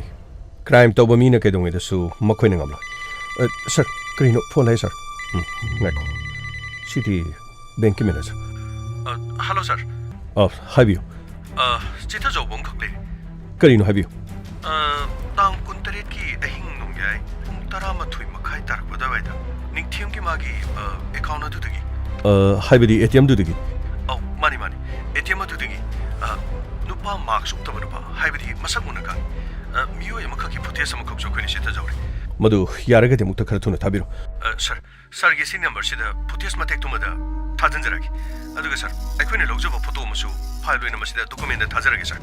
ꯌꯥꯝꯅ ꯅꯨꯡꯉꯥꯏꯔꯦ ꯁꯔ ꯑꯗꯣꯝꯅ ꯃꯇꯦꯡ ꯄꯥꯡꯕꯤꯕ ꯑꯁꯤꯒꯤꯗꯃꯛ ꯐꯅꯤ ꯁꯔ ꯑꯩ ꯍꯧꯖꯤꯛ ꯊꯥꯖꯤꯟꯖꯔꯒꯦ ꯊꯦꯡꯛ ꯌꯨ ꯁꯔ ꯀꯔꯤꯅꯣ ꯁꯔ ꯀꯔꯤꯒꯨꯝꯕ ꯂꯪꯂꯥ ꯂꯪꯖꯤꯟ ꯈꯔ ꯐꯪꯉꯕ꯭ꯔꯥ ꯁꯔ ꯑꯩꯈꯣꯏꯅ ꯆꯤꯊꯍꯧꯕ ꯐꯥꯏꯜ ꯑꯃꯈꯛ ꯂꯩꯔꯦ ꯍꯥꯏꯔꯤ ꯀꯔꯤꯅꯣ ꯁꯔ ꯑꯍꯤꯡ ꯅꯣꯡꯌꯥꯏꯗ ꯃꯤꯑꯣꯏ ꯑꯃꯈꯛꯅ ꯅꯤꯡꯊꯦꯝꯒꯤ ꯃꯍꯥꯛꯀꯤ ꯑꯦꯇꯤꯑꯦꯝ ꯑꯗꯨꯗꯒꯤ ꯄꯩꯁꯥ ꯂꯧꯊꯣꯛꯑꯦ ꯍꯥꯏꯔꯤ ꯑꯗꯨꯕꯨ CCTVꯗ ꯍꯥꯏꯔꯤꯕ ꯃꯤꯗꯨꯒꯤ ꯃꯁꯛꯇꯤ ꯎꯔꯦ ꯍꯥꯏꯔꯤ ꯐꯣꯇꯣ ꯊꯥꯔꯛꯑꯅꯤ ꯀꯔꯤꯅꯣ ꯈꯪꯗꯦꯅꯤ ꯍꯧꯖꯤꯛꯀꯤ ꯃꯇꯝꯁꯤ ꯅꯤꯡꯊꯦꯝꯒꯤ ꯃꯥꯒꯤ ꯑꯦꯀꯥꯎꯟꯗꯣ ꯃꯥꯒꯤ ꯅꯨꯄꯤꯅ ꯑꯃꯨꯛ ꯄꯥꯏꯔꯕ ꯑꯗꯨꯒ ꯃꯥꯒꯤ ꯅꯨꯄꯤꯗꯤ ꯑꯃꯨꯛ ꯍꯥꯠꯇꯣꯛꯈ꯭ꯔꯦ ꯑꯗꯨꯗꯤ ꯃꯥꯒꯤ ꯅꯨꯄꯤꯗꯒꯤ ꯑꯦꯇꯤꯑꯦꯝꯗꯨ ꯀꯔꯤꯅꯣ ꯍꯥꯠꯇ꯭ꯔꯤꯉꯩꯗ ꯑꯦꯇꯤꯑꯦꯝ ꯄꯤꯔꯣ ꯅꯪꯒꯤ ꯄꯤꯟꯗꯨ ꯀꯌꯥꯅꯣ ꯅꯨꯡꯊꯪ ꯄꯥꯏꯔꯒ ꯍꯪꯕ ꯖꯥꯠꯂꯥ ꯀꯔꯝꯍꯥꯏꯅ ꯇꯧꯕ ꯖꯥꯠꯅꯣ ꯑꯗꯨꯒ ꯃꯤꯗꯨꯅ ꯃꯥꯛꯁ ꯎꯞꯄ ꯃꯤ ꯑꯃꯃꯨꯛ ꯇꯧꯔꯦ ꯁꯣꯝ ꯅꯥꯀꯟꯗꯁꯨ ꯃꯥꯛꯁ ꯎꯞꯄ ꯃꯤ ꯑꯃꯃꯨꯛ ꯇꯧꯔꯦ ꯁꯤꯗꯅ ꯑꯃꯨꯛ ꯃꯥꯛꯁ ꯎꯞꯇꯕ ꯑꯃ ꯇꯧꯔꯕ ꯃꯥꯛꯁ ꯎꯞꯇꯕ ꯅꯨꯄꯥꯗꯤ ꯅꯨꯡꯉꯥꯏꯖꯔꯅꯤꯗꯀꯣ ꯌꯥꯝ ꯊꯨꯅ ꯅꯨꯄꯥꯗꯨ ꯐꯒꯠꯅꯅꯕ ꯇꯧꯁꯤ ꯐꯣꯇꯣꯁꯤꯗ ꯂꯩꯔꯦ ꯂꯥꯛ ꯆꯪꯁꯤꯜꯂꯣ ꯑꯗꯨꯒ ꯑꯩꯈꯣꯏꯒꯤ ꯑꯇꯩ ꯏꯟꯐꯣꯔꯃꯔꯁꯤꯡꯗ ꯑꯗꯨꯒ ꯃꯤ ꯑꯁꯤ ꯀꯅꯥꯅꯣ ꯍꯥꯏꯕꯗꯨ ꯈꯨꯗꯛꯇ ꯄꯨꯊꯣꯛꯅꯕ ꯍꯣꯠꯅꯁꯤ ꯐꯒꯅꯤ ꯁꯔ ꯑꯁ ꯅꯨꯡꯉꯥꯏꯒꯗꯧꯔꯦ ꯁꯤꯗꯒꯤꯗꯤ ꯃꯊꯧ ꯇꯧꯔꯅꯤꯒ ꯂꯥꯛ ꯈꯔ ꯊꯨꯁꯤ ꯂꯥꯛ ꯐꯒꯅꯤ ꯁꯔ ꯅꯨꯡꯉꯥꯏꯔꯦ ꯄꯩꯁꯥ ꯄꯥꯏꯗꯕꯁꯨ ꯑꯩ ꯊꯕꯛ ꯁꯨꯐꯝ ꯂꯩꯇꯕꯁꯨ ꯑꯩ ꯅꯨꯄꯤꯅ ꯅꯨꯡꯁꯤꯗꯕꯁꯨ ꯑꯩ ꯏꯆꯥꯅ ꯅꯨꯡꯁꯤꯗꯕꯁꯨ ꯑꯩ ꯌꯨ ꯉꯥꯎꯔꯤꯕꯁꯨ ꯑꯩ ꯀꯔꯤꯝꯇ ꯍꯦꯛ ꯍꯩꯇꯦ ꯅꯨꯃꯤꯠ ꯑꯗꯨꯗ ꯑꯩꯅ ꯅꯝꯕ ꯈꯣꯠꯄꯗꯨ ꯈꯔ ꯍꯩꯔꯝꯃꯗꯤ ꯂꯨꯄꯥ 5,000 ꯏꯔꯥꯏ ꯂꯥꯏꯅ ꯐꯪꯗꯧꯅꯤ ꯅꯝꯕ ꯍꯩꯇꯦ ꯄꯩꯁꯥ ꯊꯣꯛꯐꯝꯗꯨ ꯅꯝꯕ ꯍꯩꯇꯦ ꯃꯔꯝꯗꯤ ꯑꯦꯀꯥꯎꯟ ꯂꯩꯇꯕꯅꯤ나 ꯅꯈꯨꯠꯇ ꯀꯔꯤꯅꯣ ꯌꯣꯡꯅ ꯌꯨꯕꯤ ꯄꯥꯏꯔꯒ ꯀꯣꯜꯂ ꯀꯞꯄꯦꯗꯨꯅꯤ ꯑꯩꯅ ꯄꯥꯏꯔꯤ ꯄꯣꯠꯇꯣ ꯑꯩꯅ ꯁꯤꯖꯤꯟꯅꯕ ꯍꯩꯇꯦ ꯑꯗꯨꯗꯤ ꯑꯩ ꯍꯩꯇꯕꯅꯤ ꯀꯩꯗꯧ ꯇꯥꯏ ꯀꯣꯜꯂꯒ ꯀꯞꯄ ꯇꯥꯏ ꯊꯛꯀꯅꯤ ꯌꯨꯁꯨ ꯑꯗꯨꯝ ꯊꯛꯀꯅꯤ ꯀꯩꯒꯤ ꯊꯛꯑꯣꯏ ꯌꯨ ꯊꯛꯅꯤꯡꯉꯥꯏ ꯂꯩꯇ꯭ꯔ ꯇꯣꯛꯑꯦ ꯊꯕꯛ ꯈꯤꯇꯪ ꯁꯨꯔꯨꯕꯒꯤ ꯈꯤꯇꯪ ꯐꯪꯉꯛꯄꯁꯤ ꯊꯛꯄ ꯅꯠꯇꯅ ꯎꯄꯥꯏ ꯂꯩꯇꯦ ꯁꯤ ꯊꯛꯇꯗꯤ ꯀꯩꯗꯧꯅꯤ ꯂꯥꯏꯔꯕ ꯃꯆꯥ ꯂꯥꯏꯔꯤꯛ ꯇꯝꯃꯨ ꯍꯥꯏꯀꯥꯟꯗ ꯂꯥꯏꯔꯤꯛꯁꯨ ꯇꯝꯍꯧꯗꯦ ꯇꯝꯍꯟꯅꯕ ꯏꯃꯥ ꯏꯄꯥꯅꯁꯨ ꯇꯝꯃꯣꯁꯨ ꯍꯥꯏꯗꯦ ꯀꯔꯤ ꯇꯧꯅꯤꯒꯦ ꯄꯨꯂꯤꯁꯁꯤꯡꯒꯤ ꯃꯊꯧ ꯌꯥꯝ ꯆꯤꯜꯂ ꯃꯥꯜꯂꯦꯗ ꯒꯥꯔꯤ ꯌꯥꯝ ꯊꯧꯔꯦ ꯍꯧꯖꯤꯛꯄꯨ ꯀꯅꯥꯃꯨꯛ ꯂꯥꯛꯇꯣꯏꯖꯥꯠꯅꯣ MLA ꯃꯤꯅꯤꯁꯇꯔ ꯀꯔꯤ ꯈꯥꯝꯈ꯭ꯔꯦꯅꯦ ꯀꯩꯅꯣꯝꯇ ꯍꯪꯖꯒꯦ ꯁꯣꯝꯗꯅꯤ ꯍꯪꯖꯔꯤꯁꯦ ꯀꯩꯅꯣꯝꯇ ꯀꯔꯤ ꯁꯔ ꯁꯨꯕꯣꯟ ꯍꯥꯏꯁꯤ ꯀꯅꯥꯅꯣ ꯁꯨꯕꯣꯟ ꯍꯥꯏꯗꯤ ꯁꯔ ꯀꯔꯝꯕ ꯁꯨꯕꯣꯟ ꯑꯩꯈꯣꯏ ꯁ꯭ꯋꯥꯏ ꯁꯨꯕꯣꯟ 2-3 ꯂꯩ ꯀꯔꯝꯕ ꯁꯔ ꯁꯤꯗꯤ ꯀꯔꯤꯅꯣ ꯑꯩꯈꯣꯏꯅ ꯊꯤꯕ ꯃꯤꯗꯨ ꯃꯁꯛ ꯆꯞ ꯃꯥꯟꯅꯩ ꯀꯔꯤ ꯁꯣꯝꯁꯨ ꯁꯨꯕꯣꯟ ꯃꯥꯅꯦ ꯑꯩꯁꯨ ꯁꯨꯕꯣꯟ ꯌꯥꯔꯦ ꯒꯥꯔꯤꯗ ꯑꯃꯇ ꯀꯥꯈꯠꯄꯤꯌꯨ ꯀꯔꯤ ꯃꯇꯥꯡ ꯑꯩ ꯂꯥꯛ ꯒꯥꯔꯤꯗ ꯀꯥꯁꯤ ꯂꯥꯛ ꯂꯥꯛꯈꯤꯕꯅꯦ ꯁꯣꯝꯗ ꯂꯥꯛꯈꯤꯕ ꯑꯃꯨꯛꯇ ꯉꯥꯏꯕꯤꯌꯨ ꯀꯔꯤ ꯃꯇꯥꯡꯗꯨꯅ ꯑꯩꯅ ꯒꯥꯔꯤꯗ ꯀꯥꯗꯣꯏꯁꯦ ꯀꯔꯤ ꯇꯧꯔꯨꯕꯒꯤ ꯌꯨ ꯊꯛꯄꯒꯤ ꯑꯣꯏꯔꯗꯤ ꯑꯩ ꯉꯁꯤꯗꯩ ꯍꯦꯟꯅ ꯊꯛꯆꯔꯔꯣꯏ ꯑꯩ ꯉꯁꯤꯅ ꯑꯔꯣꯏꯕ ꯉꯁꯤꯗꯒꯤ ꯑꯃꯨꯛ ꯍꯟꯅ ꯑꯩ ꯁꯩꯇ ꯕꯤꯗ꯭ꯌꯥ ꯁꯛꯈꯤ ꯑꯩ ꯑꯃꯠꯇ ꯏꯁ ꯀꯔꯤꯅꯣꯅꯦ ꯁꯩꯇ ꯕꯤꯗ꯭ꯌꯥ ꯁꯛꯈꯤ ꯀꯥꯏꯅ ꯈꯨꯄꯥꯛ ꯆꯥꯒꯤꯔꯣ ꯁꯤꯗ ꯀꯥꯈꯠꯈꯤꯌꯣ ꯒꯥꯔꯤꯗ ꯀꯥꯈꯠꯈꯤꯌꯣ ꯉꯥꯏꯈꯣ ꯀꯝ ꯁꯣꯝ ATM ꯀꯥꯔꯗ ꯑꯃ ꯄꯥꯏꯔꯒ ꯄꯩꯁꯥ ꯂꯧꯊꯣꯛꯄ ꯆꯪꯉꯝꯃꯤ ꯆꯨꯝꯃꯤꯀꯣ ꯁꯔ ꯀꯗꯥꯏꯗꯒꯤ ATMꯅꯣ ꯄꯩꯁꯥꯒ ꯑꯝꯇ ꯂꯩꯇꯦ ꯑꯦꯀꯥꯎꯟꯒ ꯑꯝꯇ ꯂꯩꯇꯦꯗ ꯆꯩ ꯆꯥꯔꯗꯤ ꯑꯁꯦꯡꯕꯁꯨ ꯂꯣꯏꯅ ꯍꯥꯏꯔꯛꯀꯅꯤꯅꯦ ꯀꯣ ATMꯗꯨꯗꯤ ꯑꯩꯒꯤ ꯅꯠꯇꯦ ꯁꯔ ꯑꯗꯨꯗꯤ ꯁꯔ ꯕꯕ꯭ꯂꯨꯒꯤ ATMꯅꯤ ꯕꯕ꯭ꯂꯨꯗꯤ ꯀꯅꯥ ꯁꯔ ꯕꯕ꯭ꯂꯨ ꯍꯥꯏꯗꯤ ꯑꯩꯈꯣꯏ ꯁ꯭ꯋꯥꯏꯗ ꯍꯥꯟꯅ ꯂꯩꯔꯝꯕ ꯑꯗꯨ ꯍꯧꯖꯤꯛꯇꯤ ꯃꯥ ꯁ꯭ꯋꯥꯏꯗ ꯂꯩꯇ꯭ꯔꯦ ꯂꯥꯞꯅ ꯍꯧꯖꯤꯛꯇꯤ ꯃꯥ ꯀꯗꯥꯏꯗꯅꯣꯃ ꯂꯩꯔꯦꯅ ꯍꯥꯏ ꯍꯧꯖꯤꯛꯇꯤ ꯑꯁꯦꯡꯕ ꯀꯗꯥꯏ ꯂꯩꯕꯅꯣꯗꯤ ꯈꯪꯗꯦ ꯑꯩ ꯁꯦꯡꯅ ꯍꯥꯏꯌꯨ ꯕꯕ꯭ꯂꯨꯁꯤ ꯀꯗꯥꯏ ꯂꯩꯕꯅꯣ ꯁꯔ ꯑꯁꯦꯡꯕꯅꯤ ꯍꯥꯟꯅꯗꯤ ꯃꯥ ꯚꯔꯥ ꯑꯃ ꯂꯧꯔꯒ ꯃꯥꯒꯤ ꯅꯨꯄꯤ ꯁꯨꯅꯤꯇꯥꯒ ꯃꯆꯥ ꯑꯃꯒ ꯇꯧꯔꯒ ꯚꯔꯥ ꯂꯧꯔꯒ ꯂꯩꯔꯝꯕꯅꯦ ꯁꯔ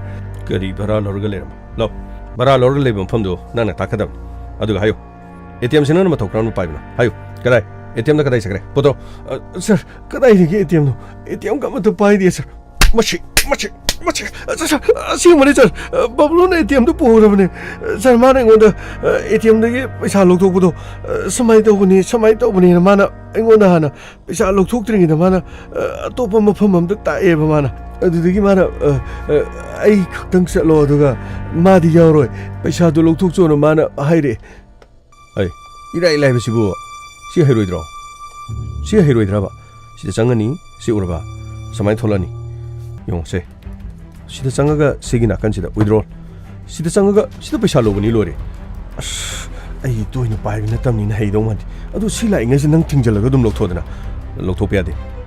ꯑꯗꯨ ꯍꯦꯛ ꯂꯧꯊꯣꯛꯄꯗ ꯕꯦꯔꯥ ꯀꯥꯗꯧꯕ ꯈꯔ ꯂꯩ ꯑꯩ ꯍꯥꯏꯖꯤꯟ ꯂꯥꯛꯑꯣ ꯆꯠꯁꯤ ꯂꯥꯛꯑꯣ ꯊꯣꯛꯂꯛꯑꯣ ꯑꯩ ꯇꯥꯛꯀꯦ ꯂꯥꯛꯑꯣ ꯁꯤ ꯅꯪ ꯁꯤꯒꯤ ꯃꯐꯝꯁꯤꯗ ꯅꯠꯇꯕ ꯑꯇꯣꯞꯄ ATM ꯑꯃ ꯑꯗꯨꯒꯤ ꯃꯅꯥꯛꯇ ꯑꯩꯅ ꯅꯪꯕꯨ ꯄꯨꯔꯅꯤ ꯑꯗꯨꯒ ꯅꯪ ꯆꯪꯍꯜꯂꯅꯤ ꯑꯩꯗꯤ ꯂꯥꯞꯅ ꯂꯩꯔꯝꯒꯦ ꯄꯩꯁꯥꯗꯨ ꯑꯗꯨꯝ ꯂꯧꯊꯣꯔꯛꯑꯣꯕ ꯂꯨꯄꯥ 30,000 ꯏꯔꯥꯏ ꯂꯥꯏꯕ ꯋꯥꯅꯤ ꯀꯩꯅꯣ ꯑꯁ ꯅꯪꯅ ꯑꯗꯨꯝ ꯅꯝꯃꯁꯨ ꯌꯥꯗ꯭ꯔꯦꯃꯤ ꯅꯠꯇꯦ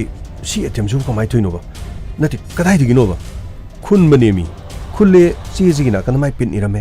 ꯏꯔꯥꯏ ꯂꯥꯏꯗ꯭ꯔꯣ ꯑꯗꯨꯗꯤ ꯁꯠ ꯂꯧꯊꯣꯛꯑꯁꯤ ꯍꯌꯦꯡ ꯉꯁꯤ ꯌꯧꯈ꯭ꯔꯗꯤ ꯃꯥꯏꯁꯦ ꯕ꯭ꯂꯣꯛ ꯇꯧꯁꯟꯈ꯭ꯔꯅꯤ ꯄꯩꯁꯥ ꯑꯝꯇ ꯂꯧꯊꯣꯛꯄ ꯅꯪꯉꯔꯣꯏꯕ ꯁꯦ 30,000 ꯂꯧꯊꯣꯔꯣ 5,000ꯗꯨꯅ ꯅꯪ ꯂꯧꯔꯣ 25,000ꯗꯣ ꯑꯩ ꯂꯧꯔꯒꯦꯕ ꯌꯥꯔꯦꯗꯅ ꯑꯗꯨꯒ ꯑꯃꯨꯛ ꯈꯔ ꯂꯩꯔꯒ ꯑꯇꯣꯞꯄ ꯃꯐꯝꯗ ꯆꯠꯂꯒ ꯑꯃꯨꯛ ꯂꯧꯊꯣꯛꯁꯦꯕ ꯁꯦ ꯑꯩꯅ ꯍꯥꯏꯁꯤꯅꯤꯁꯦ ꯑꯁ ꯅꯪꯒꯤꯁꯦ ꯕꯦꯔꯥ ꯕꯦꯔꯤ ꯂꯩꯕ ꯃꯥꯜꯂꯤꯗ ꯀꯔꯤꯅꯣ ꯈꯪꯗꯦꯗ ꯅꯪꯅ ꯀꯣꯛ ꯂꯧꯊꯣꯛꯑꯁꯨ ꯌꯥꯕꯗꯨꯕꯨ ꯅꯪꯅ ꯑꯩ ꯂꯧꯊꯣꯛ ꯍꯥꯏꯗꯨꯕꯨ ꯀꯔꯤꯒꯤꯅꯣꯕ ꯑꯁ ꯀꯦꯃꯦꯔꯥꯗ ꯎꯅꯦꯃꯤ ꯑꯗꯨꯅꯅꯦꯃꯤ ꯑꯁ ꯀꯦꯃꯦꯔꯥꯗ ꯎꯅꯦ ꯍꯥꯏꯗꯣ ꯑꯩꯁꯨ ꯎꯔꯣꯏꯗ꯭ꯔꯣ ꯑꯩ ꯎꯔꯗꯤ ꯑꯩ ꯐꯥꯔꯣꯏꯗ꯭ꯔꯕ ꯅꯪ ꯐꯥꯔꯁꯨ ꯅꯪꯉꯣꯟꯗ ꯆꯦꯛ ꯇꯧꯅꯤ ATMꯗꯣ ꯑꯩꯗꯤ ꯈꯪꯗꯦ ꯑꯩ ꯄꯥꯏꯗꯦ ꯑꯃ ꯈꯨꯜꯂꯝꯃꯤ ꯄꯩꯁꯥ ꯈꯤꯇꯪ ꯂꯧꯊꯣꯛꯑꯦ ꯑꯩ ꯁꯤꯖꯤꯟꯅꯊꯣꯛꯈ꯭ꯔꯦ ꯂꯣꯏꯔꯦ ꯑꯩꯗꯤ ꯁꯤꯟꯃꯤꯅꯤ ꯑꯩ ꯑꯗꯨꯗꯤ ꯑꯗꯨꯝ ꯂꯪꯊꯣꯛꯈ꯭ꯔꯦ ꯍꯥꯏꯔ ꯂꯣꯏꯔꯦ ꯅꯠꯇꯦ ꯅꯪꯉꯣꯟꯗ ꯆꯦꯛ ꯇꯧꯕꯗꯤ ATMꯗꯣ ꯐꯪꯗꯧ ꯅꯠꯇꯦꯕ ATMꯗꯨꯗꯤ ꯑꯩꯉꯣꯟꯗ ꯂꯩꯗꯣꯏ ꯅꯠꯇ꯭ꯔꯣ ꯀꯅꯥꯁꯨ ꯅꯉꯣꯟꯗ ꯍꯪꯉꯣꯏ ꯁꯦ ꯑꯩꯅ ꯍꯥꯏꯁꯤꯅꯤ ꯑꯈꯨꯟꯕꯅꯤ ꯇꯥꯍꯧꯔꯗꯤ ꯑꯗꯨꯝ ꯃꯥꯡꯖꯕꯅꯤ ꯁꯦ ꯐꯠ ꯆꯠꯂꯣ ꯂꯧꯊꯣꯔꯛꯑꯣ ꯑꯁ ꯑꯩꯅ ꯍꯩꯇꯦ ꯍꯥꯏꯔꯒ ꯅꯪꯅꯗꯤ ꯁꯨꯡꯊꯥ ꯊꯥꯖꯗꯦ ꯌꯥꯔꯦꯁꯦ ꯂꯥꯛꯑꯣ ꯆꯠꯁꯤ ꯂꯥꯛꯑꯣ ꯑꯁꯤ ꯃꯐꯝ ꯑꯃꯗꯅꯤ ꯑꯗꯨꯒ ꯄꯩꯁꯥꯗꯣ ꯅꯪꯅ 5 ꯂꯧꯔꯣ 25 ꯑꯩꯉꯣꯟꯗ ꯄꯤꯔꯣ ꯂꯥꯛꯑꯣ ꯆꯠꯁꯤ ꯂꯥꯛꯑꯣ ꯁꯔ ꯁꯨꯃꯥꯏꯅ ꯏꯕꯥꯅꯤ ꯆꯠꯂꯒ ꯄꯨꯡ 11:30 ꯇꯥꯕ ꯑꯗꯥꯏꯗ ꯃꯥꯅ ꯃꯐꯝ ꯑꯃꯗ ꯑꯩꯕꯨ ꯊꯝꯕꯤꯔꯦ ꯑꯗꯨꯒ ꯄꯩꯁꯥꯗꯣ ꯑꯩꯅ ꯂꯧꯊꯣꯛꯄ ꯍꯩꯇ꯭ꯔꯦꯕ ꯑꯗꯩꯗꯤ ꯁꯨꯝ ꯅꯝꯃꯒ ꯁꯨꯝ ꯑꯩꯅ ꯁꯨꯝ ꯄꯪꯅꯝꯗ ꯅꯝꯃꯗꯤ ꯆꯦ ꯃꯆꯦꯠ ꯑꯃ ꯏꯟꯊꯣꯔꯛꯑꯦ ꯆꯦ ꯃꯆꯦꯠꯇꯨ ꯄꯨꯔꯒ ꯃꯥꯏ ꯃꯅꯥꯛꯇ ꯑꯃꯨꯛ ꯂꯥꯛꯑꯦ ꯁ꯭ꯇꯦꯠꯃꯦꯟ ꯑꯣꯏꯅ ꯄꯨ ꯂꯥꯛꯑꯦꯅꯤ ꯄꯩꯁꯥ ꯄꯨꯊꯣꯔꯛꯑꯣ ꯁꯤ ꯋꯤꯗ꯭ꯔꯣꯜ ꯃꯄꯥꯗꯨ ꯅꯝꯃꯨ ꯍꯥꯏꯔꯒ ꯁꯤ ꯑꯩꯅ ꯖꯒꯥꯗꯣ ꯐꯖꯅ ꯏꯔꯥꯏ ꯂꯥꯏꯅ ꯇꯥꯛꯏꯗꯨꯗꯤ ꯑꯁ ꯅꯪꯁꯨ ꯍꯩꯇꯕꯗꯨꯕꯨ ꯀꯗꯥꯏꯗꯅꯣ ꯀꯗꯥꯏꯗ ꯋꯤꯗ꯭ꯔꯣꯜ ꯅꯨꯡꯗ꯭ꯔꯣꯜ ꯀꯗꯥꯏꯗ ꯑꯁ ꯈꯪꯗꯦꯁꯦ ꯅꯪ ꯇꯧꯔꯁꯦ ꯑꯩ ꯄꯩꯁꯥꯒ ꯄꯥꯝꯗꯁꯤꯗꯤ ꯑꯩ ꯆꯠꯂꯦ ꯁꯔ ꯑꯩ ꯑꯁꯣꯝꯅ ꯍꯥꯏꯔꯒ ꯑꯩ ꯑꯗꯨꯝ ꯃꯉꯣꯟꯗ ꯄꯤꯔꯝꯃꯒ ꯑꯗꯨꯝ ꯂꯥꯛꯑꯕꯅꯤ ꯁꯔ ꯐꯔꯦ ꯑꯗꯨꯗꯤ ꯃꯥꯒꯤ ꯂꯩꯐꯝꯗꯣ ꯇꯧ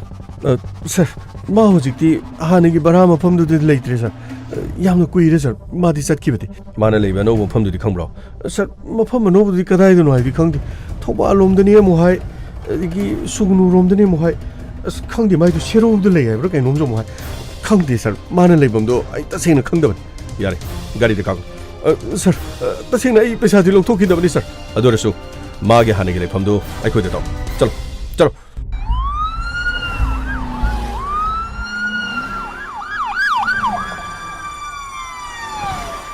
Hai, nung si ton, sanare. Oh, cái đồ cái chế mẹ mà, nung tiền này nuôi bò, mỗi cái case tu hujik phao bò cái mà tôi lôi sanh drama lên nè, cái nó police na chụp thuốc pangam drama lên nè, imung mà cái mi mari halaga, si chế, nung cái đó ra nè, nang cái những thiam sẽ đông đó nè, yum thắc asi mà khut pul laga lep cái mà mà pi tay thô cái lấy bớt si cái hanguni, thô na nung cái đó ba, cái hai cái đó bano khang dia đó, hậu chỉ cái police sinh asi nè. Makoy gi case loisan ba ko san ba kai du kari mati he ngam drama le mama ga mapa ga sune manau nu pa ga su pun na leire phatanung da thokadra ning thema se wakhal nungai ta dana suicide to ba haibra thori yan dana sigadra ga na moi di sena dana dum leire ne anga nga sigi mong ma to se nungai te da mung ama ne dom tu dana lekha ta na mang ba gai se koi ho ba jana te da kari hai dong no khang de da tauri se inai na kai no ne moi si police palu da police tak chalai ne kari no tori si bo che yung ne gari kham khre ne hoi ne kana no pa ma su pori ne no pa si kari no mafam ta hali ra ka nom se doi ne kadai no hayo kai no sir tu asigi maningi asigi godown no kari to buse asida leiramani asida hojik de mo khali traba sir hojik de mo khoi leitri kuiri mo khoi di sakiba numit tara mangani dai muk suram dong male sir aina hajar si aseng mun thajadraga asida itei mo khoi moi asida isidam tangbi itei mo khoi akhoi mo laksari ibunga kari to we yaure matam khargi mamang da sidaida sunita ko bamuga magi mapuroi bablu ko bunga macha ma sai de lerme je chumar lerami bungo bablu haido thabak inkhang suba pakoni khon chat pa yamna phagrajan masa du yamna nahan masa ga do sit nala dana ne leite lairi haibegi wan mabuk ma pau phagraba kari tawre bungo ma kari tawrage tema ma ki khongul ne khon liribs ma ki mafam sidega to pom da leikre na dai adu tema koi khangbibra mana leirim phom si kadai da ma du bu sero rom da lei mo hai sugunu rom da lei mo hai aseng ba ji khangdabani nong mama se ikui dringe da iswai da ui kari haiba ikui din ui haiba adudi imung sigi thogdok thokhiba matung di nate madugi mamang nung mo walingai da ra kaino aina ui ada aina mongonda lambi da sum par lakpa du da aina mongonda hangi bablo itema kaino yamna kuire na udaba sunita khoi di karam ka laktoi ba lakpadi som site di la roi tema som nakan da khoi thabak am khak phangi ai factory im da thabam sum yauge na swai de sum leibedo sen tholaktra di tema upai leitabani na amuk sen thokpa mafam da chat ya da tema phaine bungo hingna bo hona bani na ado noi swai de sum leiramaga leitaba sidi nungai te sunita khoi du puraga nong phadok su som da la udana hoi ai thabak asom da muktang thabak tu men ta ta ki adu loiraga ai tema soidana nongma laksege phare asumna ne bungo ma ga wari sanaki adu matung dagi di ma ju chat khare ai su makha dum ta dri bungo tema magi phone number leirabdi amukta habiu magi phone number makti engonda di leite adubu magi nupi gi phone number dubu akhoi sai kana paina jano ibungo as magi number dudi leikhidrabi hojiki laina lesembi makhoi di loina khangbani adubu as makhoi di marai bak thibini na leikhidre do kharino ni tawdesibo ibungo akhoi di khangdrebu paritima kana khangba yawbugi habedusu akhoi yengchinjagi ai tabra sir nang makhoi gi number khangbro sir ai number gam ta khangjadi sir ai di phone gam ta paijaba nati nang oida pada che nungangi ne natra sir asemune ai phone gam ta paijadi koi nupi angang chu phone gam ta paidi phone leibadi hairo ne sir ayuki ndangi kitang sana no hona bada masi pawbo leita danu to no wan hona kraba pare dati mak phangju pawbo nang thadok ya gamai gari dhap chal sir kari na habi sir yum kaktang ta ona haira maga sir ai wa yam wale hanga daba hojik bablu kadi tikin mana kari gidama ATM param liba aduga mana ATM du season nadana na khoi bu season halibana kari aduga mioi ani marks upalaga mana season haliba mi ani dunu kana se sigi photo jong Siêu Sir Môi đi mạc sụp phí không đi Hey Photo cho bài ra đâm yên cái đâm Mà quay ni mà sắc khăng ngập đi nang na tala cái đâm Mà quay anh cái khung gul liraga Xoay đàn mà cái bablu cái lệ phong khăng Aduga bablu na kari cái đâm ta ATM param đi ba Mihar asiga bablu ga kari meri lene hai badu Yên cái thằng Chalo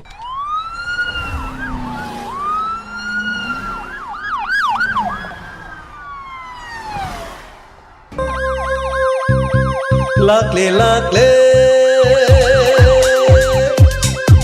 Inspector Tayai Lakle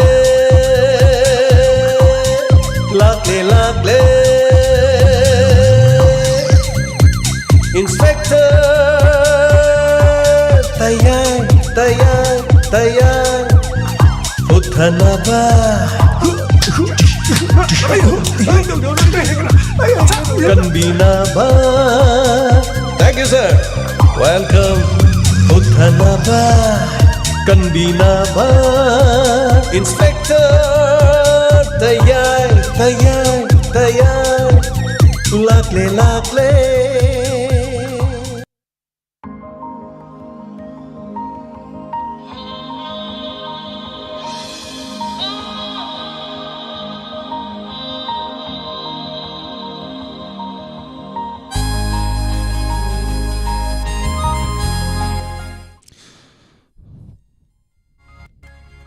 Thakachari ngasi thenglaba matam sifauda Diamond TV na santok soriba Inspector Tayai Sanipa ngayang kay nipan subat na kaktabi riba ko di mahiningan laita na thakachari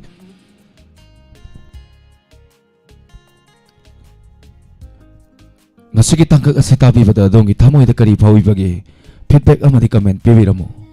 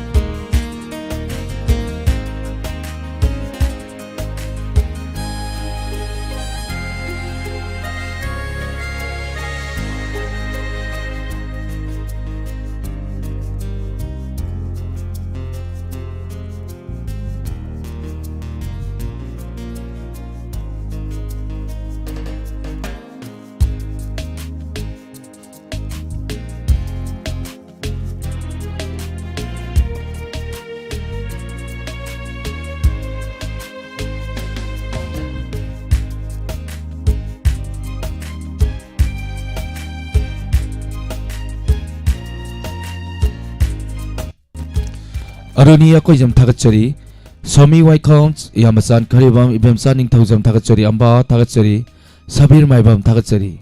ako jam madu la Tanusri thakachari Kasar Gurung NM Memory Voice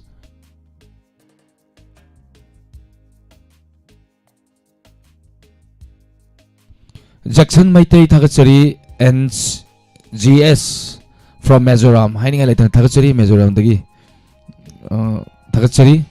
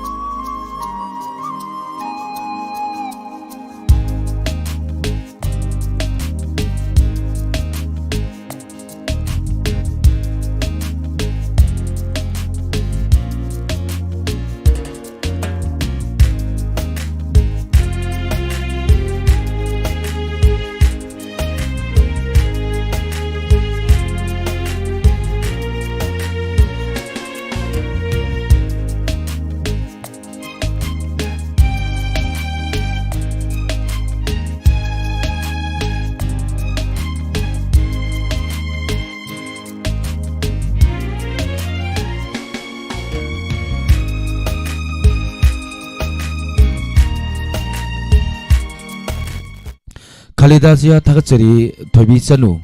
thakachari akoijam modula thank you very much ngasigi tangka asi utabi di bakuri mahininga letana thakachari Kuraijam memi comment phajana pabi wajini singam tama 858 su episode yamna nungai jai na tapire thakachari BM Siras Sergi Music si yamna nungsi ID na tapire Jiten Guru Mayo Inspector tayai se tari makai pian banai dre na tapirak pa thakachari Brikam yumnam hayeng di soidana khanglani ko na tapire Lairen Mayom Bijel thakachari Sela Susila thakachari Sabir Maibam thakachari Kumantem Rajan thakachari Thank you very much Keswar Guru Savitri Laitozam Manta Elamwam thakachari wari nungai rakanda haibire hayeng jungai minagisi mayam Ama makoktagi mahalla tabisi Kuraijam memi wari sesak na lotion kre hayeng ngaiba tawani na takpiri thakachari hayeng ngai minarsi sarna kari wari porpagi haibado mayam yang minarsi kanano mihat pa ATM dagi paisa lautho misina kanano paisa lautho mi misina hatu dibra haibadu mayam punna yang minasi Kumantem Rajan thakachari lanchelo gamai sir ngasigi wari taruraga tumningba akiba supawi wari sagat pada sargi kokti aruru nganida ko natakpiri sargi pusida yai favata oiviu oivo oisunu natakpiri thakasi yam chumbani lanchelo gamai ayuk nung din de haitare tumba ahing pung ani ahum da halakpanina tumba da pung mapan saibuk tumba hogalaga mo inspector tayay mo sanaba lawaraga mo nung din gi pung ani nangnaba mo lila chatpa karam kanda wari sagalino ko jugian tadi angakpani oi lemina na haitare sargi tambang amoy dawa akoy na mataw tambang amjaroy dawa may amamayawi tamjani ngay oiba thakachari takpirak pa sabir singam tama thakachari ibam hal thakachari sargi inspector taya episode 858 tabada nungai jai bablu farga loina khanglani Sir James pu thakachari takpire yeng se hayeng mama ibemal bablu farga kari tholopage bablu na tabana hal ibajala natragana bablu na hal libra hayeng soidana khangminarasi aroni akoijam aya nokoji thakachari wari nungai phajaba thabira u tapire thakachari Kuraijam memi thakachari Savitri Khangebam Samendro hai ngasisu pabidre message thank you message yam sangna pajaba natabanina thoromasi khara tenjan jabani wara widana basu haijari lapsa takutak irakpa comment sing haitare mayam na ibirakpa sing khara pathok sabani sida chithana na bayar basu mayam punamana ngakpi gani Linthoi Devi Khetra mem sarbo thakachari sargi thabak chillabasu miyamgi soidanaba hotnabiriba sarbo hanna thakachari tapirei thakachari Tesbati ayakpam thakachari matam pramila sanu sarwari se mi makok ngauhalli takpire khara dingawre amubi yumnam Helen Devi yung khabam Sir James ki wari khudimak loina phajai Sir James pu hanna thakachari takpire binda yumnam angakpa ni sargi talent ang takpire chumme koijo ngai ibani Tanusri lamar pam thakachari Mama Bimala konsam thakachari thank you very much ngasigi di isay makhodol tamjage sina tharomasi loisan bagi ayaba logjage ngasai ina comment pa mara makhar lacharu bode waro bidana so haijari club ki problem ama thokpodagi fall laksalakpa mara maduna comment sing ai isai music atang thara thamjabani wara widana haijari asigi damakta ngasai comment pajana babiro na tapira ko wara widana so haijari hanna thakachari ngasigi inspector tayai thorom saru yabiri bakudima loinana cable network tami yeng tabiri bakusem lai malen sin betungna tabiri ba masung YouTube live streaming da lebiri bakudima haninga letuna thakachari isai makhodol tamjage isai asina thorom solution bagi yaba mayam dagi lojari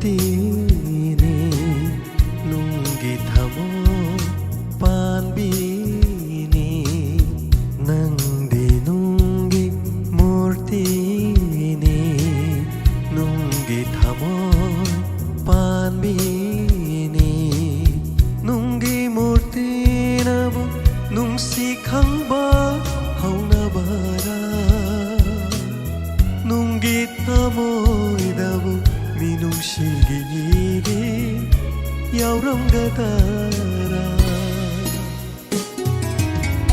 nangdi nunggi murtini nunggi thamoi panbini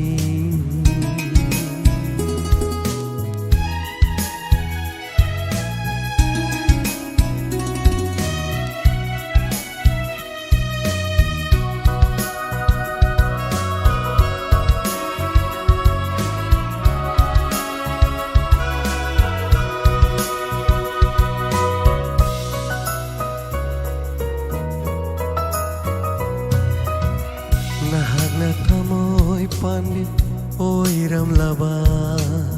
minung sikang biyama oiram laba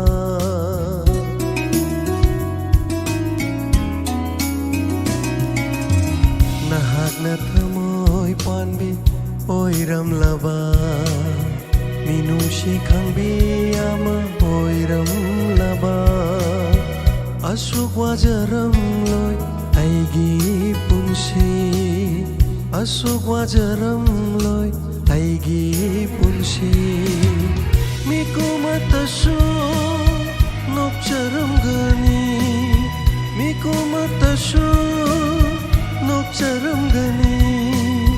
nungsi baidamat wajaram loi nungsi baidamat kapcharam loi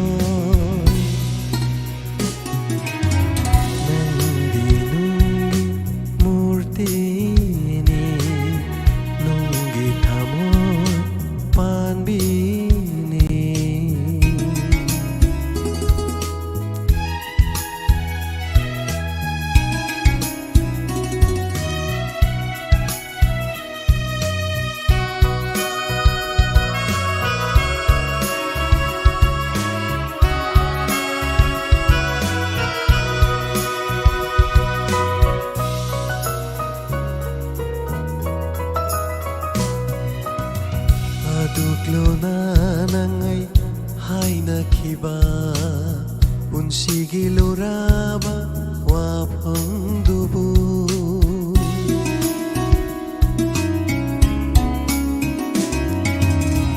Aduklona nangai haina khiba unsigi luraba wapangdubu karigino nangna kai halliba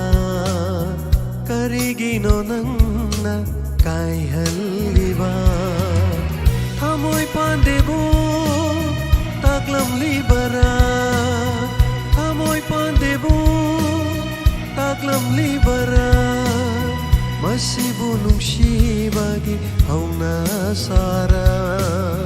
masibu nungsibagi hauna sara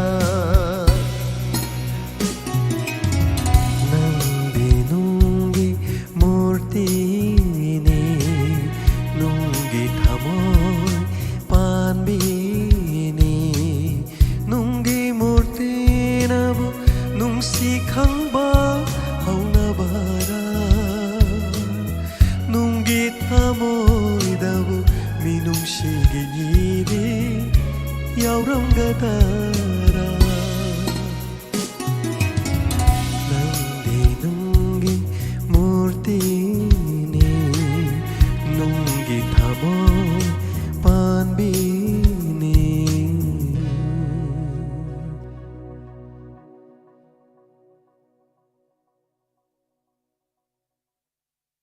Tagatsari mga panamapuhan na ngasigi inspektor tayay Sanipan ngayang kanipan subata kagtawi diba ko di mga haini ngay laitan ng tagatsari lana na cable network sing nami yung tawi diba kusem live malimsin matung na tawi diba mati YouTube live streaming na live diba ko di mga haini ngay laitan ng tagatsari ngasigi yun na di mayam kanina bayatang ni jari mayam mang paminirasi hayang yay faraba korong namit asida hayang puna amuk teng naminirasi puna mapu alayan sapam na amukan na korom jari lana na ngasigi Sarna halapu matam na tek takay na yung na yorok pa oir sunuhay na iswada tawni sa pagaloy na puno po amukan kurum jari